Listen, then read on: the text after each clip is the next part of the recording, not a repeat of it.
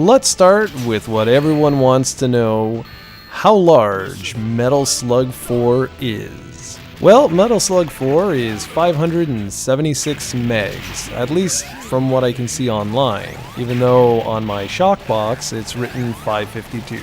But, well, whatever. Now I know what a lot of you guys are thinking. How the hell is that possible when Metal Slug 3 weighed in at a whopping 708 megs? Well, the short answer is the game is a downgrade from what SNK brought us with Metal Slug 3.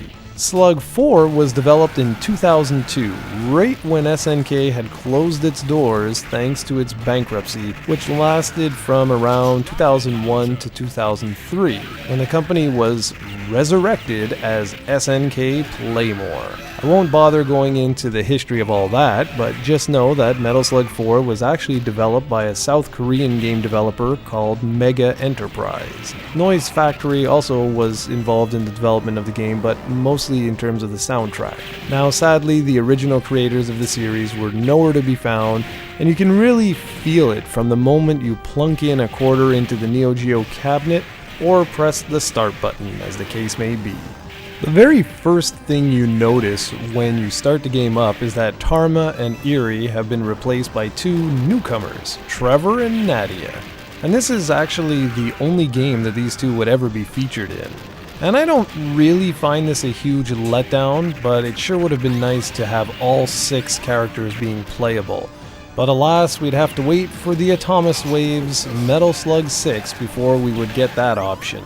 In terms of weapons, the core staple are all featured here: the heavy machine gun, laser, shotgun, etc. But they're joined by the awesome double machine gun, which is actually my favorite new inclusion to this game. It's really easy to mow down countless enemies with this bad boy. As per usual, you can acquire power-ups by rescuing POWs, but sadly some of the more interesting power-ups from Metal Slug 3, such as the Rain Cloud, Satellite, and your Monkey Compatriot, have been left out in the cold.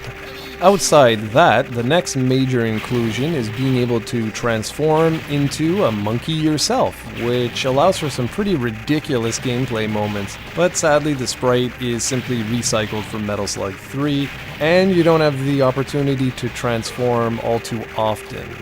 Metal Slug 4 also removes many of the awesome slugs from the previous games, including the Marine Slug, Slug Flyer, Drill Slug, Ostrich Slug, Camel Slug, Chopper Slug, and the Gold Metal Slug.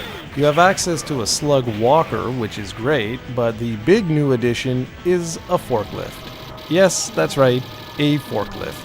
Talk about being let down after all the incredible stuff featured in Metal Slug 3. You can also tell that Mega didn't have a lot of development experience, as the game feels really unbalanced.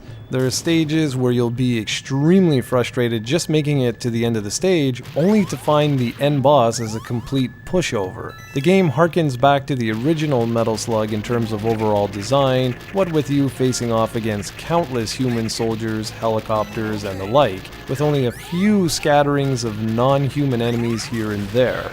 While I did enjoy the throwback, the experience felt much different compared to Metal Slug 3, and that's very true today after having just played through Metal Slug 3 for a review, and then coming on board to tackle Metal Slug 4.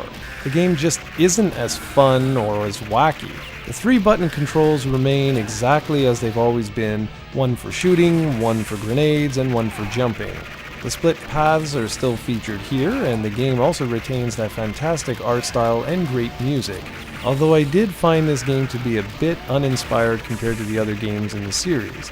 The first 2 stages, for example, have been ripped directly from previous games, and all the new stages feature virtually no parallax scrolling whatsoever. Destructive objects in the environments have also taken a back seat in this installment for some unknown reason.